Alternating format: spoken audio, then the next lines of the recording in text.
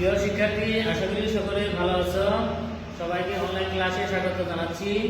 আজকের বিষয় রসায়ন, শ্রেণী নবম ও দশম, অধ্যায় দ্বিতীয়।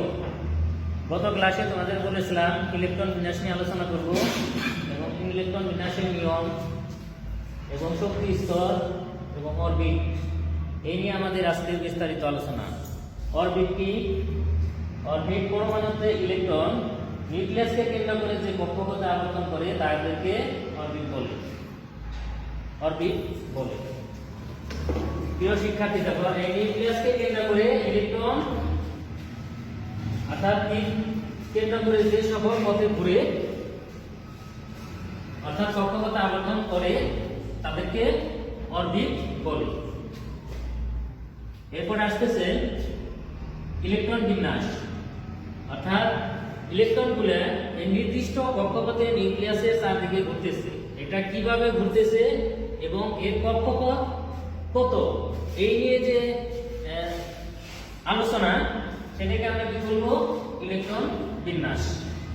অর্থাৎ নিউক্লিয়াসকে কেন্দ্র করে ইলেকট্রন যে কয়টি কক্ষপথে ঘুরে তা প্রকাশ করাকে ইলেকট্রন বিন্যাস বলা হয়। আমরা সামনের দিকে এটা নিয়ে বিস্তারিত আলোচনা করব। তো ইলেকট্রন বিন্যাসের জন্য আমাদের কিছু শক্তি স্তর রয়েছে। এই শক্তি স্তরকে, যেমন প্রথম শক্তি স্তরে কে দ্বারা আমরা প্রকাশ করতে পারি। শক্তি স্তরের জন্য এখানে n এর মান 1। দ্বিতীয় শক্তি স্তর, একে আমরা l দ্বারা প্রকাশ করতে পারি। এই শক্তি স্তরের জন্য n এর মান 2।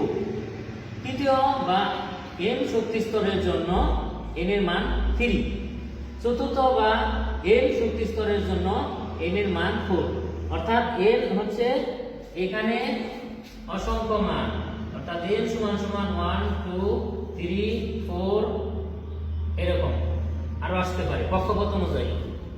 এখন এই ইলেকট্রনগুলো কোন কক্ষপথে কতগুলো ইলেকট্রন থাকবে সেটা আমরা একটা সূত্রের মাধ্যমে প্রকাশ করতে পারি। যেমন এখানে আছে 2n²। এখানে যদি আমরা প্রথম কক্ষপথ ধরে নিই, প্রথম কক্ষপথ 2n², প্রথম কক্ষপথের অর্থাৎ 2 ইনটু প্রথম কক্ষপথের জন্য n এর মান 1 স্কয়ার সমান 2। দ্বিতীয় কক্ষপথ 2 ইনটু 2 স্কয়ার সমান 8।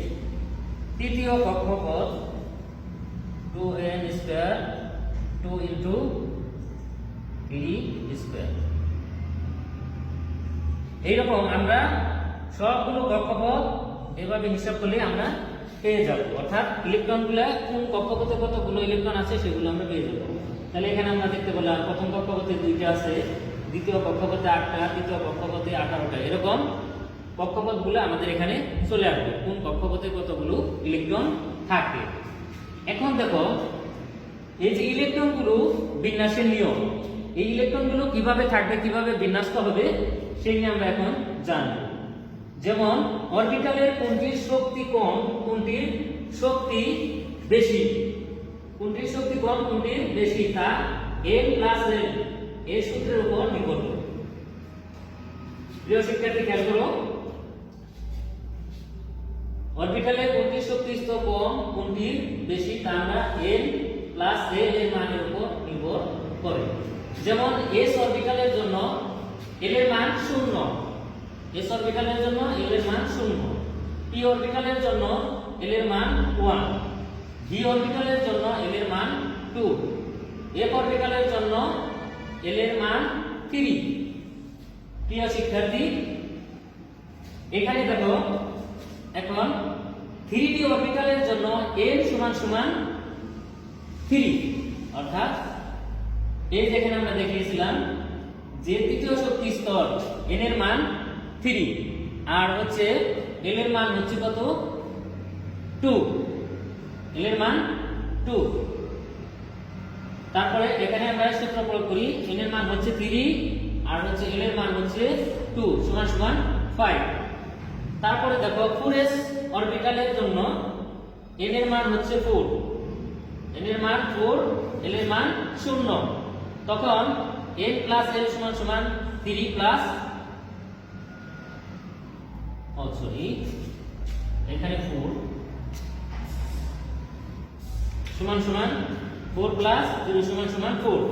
অর্থাৎ দেখো এখানে তৃতীয় শক্তি স্তর আর এটা হচ্ছে চতুর্থ শক্তি স্তর। চতুর্থ শক্তি স্তরে এখানে দেখো সংখ্যাটা কমে গেছে অর্থাৎ 4, আর তৃতীয় শক্তি স্তরে এখানে দেখো অরবিটালের এখানে ইলেকট্রনের সংখ্যা কত 5। তার মানে হচ্ছে এই 3d তে 4s অরবিটালের হচ্ছে নিম্ন ক্রম শক্তি স্তর, অর্থাৎ 3d তে 4s অরবিটাল হচ্ছে নিম্ন শক্তি স্তর। এর জন্য প্রথমে ইলেকট্রন এই 4s অরবিটালে প্রবেশ করবে, প্রথমে 4s অরবিটালে প্রবেশ করবে, এরপর যদি বেশি হয় তখন 3d তে ইলেকট্রন প্রবেশ করবে। তোমরা নিচের একটা উদাহরণ থেকে সহজে এটা বুঝতে পারবে। দেখো আমরা একটা ইলেকট্রন বিন্যাস করি। প্রথম শক্তি স্তরে থাকবে 1s2, দ্বিতীয় শক্তি স্তরে 2s2 2p6, তারপরে দেখো এখানে 3s2 3p6, তারপরে দেখো এখানে 3d একটা ইলেকট্রন থাকে, এটা 3d তে যাওয়ার কথা ছিল, কিন্তু এখানে 3d তে না গিয়ে 4s এ যাবে। কারণ হচ্ছে এই যে এখানে যে তোমাদের দেখিয়েছি যে 4s এ হচ্ছে নিম্নক্রম শক্তি স্তর, 4 হচ্ছে নিম্নক্রম শক্তি স্তর, এখানে 4, আর 3d হচ্ছে উচ্চ শক্তি স্তর। এই যে এখানে কথাটা লেখা আছে তোমাদের দেখো। তাহলে প্রথমে ইলেকট্রন কোথায় যাবে? নিম্নক্রম শক্তি স্তরে। নিম্নক্রম শক্তি স্তর হচ্ছে 4s, এর জন্য ইলেকট্রন প্রথমে 4s অরবিটালে যাবে, কিন্তু এখানে কি 3d তে ইলেকট্রন প্রবেশ করবে না। প্রিয় শিক্ষার্থী, আশা করি এই উদাহরণ থেকে সহজে তোমরা বুঝতে পারছো যে 3d তে ইলেকট্রন প্রবেশ না করে প্রথমে 4s এ ইলেকট্রন প্রবেশ করবে। আরেকটা উদাহরণ আমরা দেখি এখানে 1s2 2s2 2p6 3s2 3d 3p6, এখানে আর দুইটা ইলেকট্রন বাকি আছে, এখানে কি হবে 3d2। এখানে প্রিয় শিক্ষার্থী খেয়াল করো, এই যে আমাদের যে শর্ত, এই শর্ত অনুযায়ী প্রথমে কোথায় ইলেকট্রন প্রবেশ করবে? এই 4s এ ইলেকট্রন প্রবেশ করবে, এখানে হবে 4s2, এটা হবে না, 3d হবে না এই সূত্র অনুযায়ী। তাহলে আমরা এই দুটো উদাহরণ থেকে আমরা বুঝতে পারলাম যে ইলেকট্রন প্রথমে নিম্ন ক্রম শক্তি স্তরে প্রবেশ করবে, এরপর এটা পূর্ণ হলে উচ্চ শক্তি স্তরে প্রবেশ করবে। প্রিয় শিক্ষার্থী, আরেকটু খেয়াল করো তোমরা,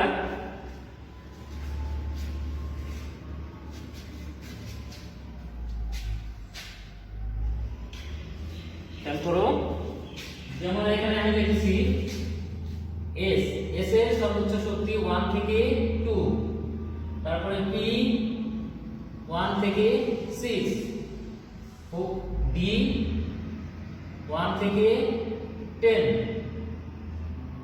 f 1 থেকে 14। অর্থাৎ সর্বোচ্চ s এর ক্ষমতা হচ্ছে 1 থেকে 2 ইলেকট্রন প্রবেশ করতে পারবে, আর p হচ্ছে 1 থেকে 6 পর্যন্ত এর ক্ষমতা, আর d হচ্ছে 1 থেকে 10 পর্যন্ত, আর f এর 1 থেকে 14 পর্যন্ত। প্রিয় শিক্ষার্থী, এইভাবে ইলেকট্রন পর্যায়ক্রমে কি ইলেকট্রনগুলো পর্যায়ক্রমে প্রবেশ করবে। এই হলো মোটামুটি ইলেকট্রন বিন্যাসের নিয়ম। তো তোমরা এগুলো বাসায় সুন্দর করে এগুলো আরো কি প্র্যাকটিস করবে। তোমাদের কিছু কাজ দিয়ে দেই, কাজ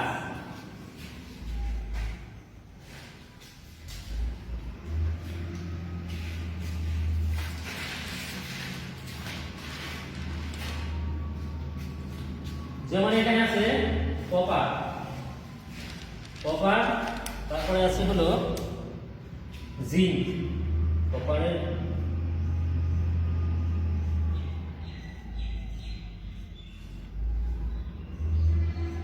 প্রিয় শিক্ষার্থী, তোমরা এগুলো বাসায় আরো প্র্যাকটিস করবে, তাহলে দেখবা যে ইলেকট্রন বিন্যাস সম্পর্কে তোমরা জানতে পারবা। আর ইলেকট্রন বিন্যাসের উপরেই তোমার পর্যায় সারণী, মৌলের ধর্ম, মৌলের অবস্থান, মৌলের গ্রুপ, এগুলো সবই তোমার কি নির্ভর করবে হলো ইলেকট্রন বিন্যাসের উপর।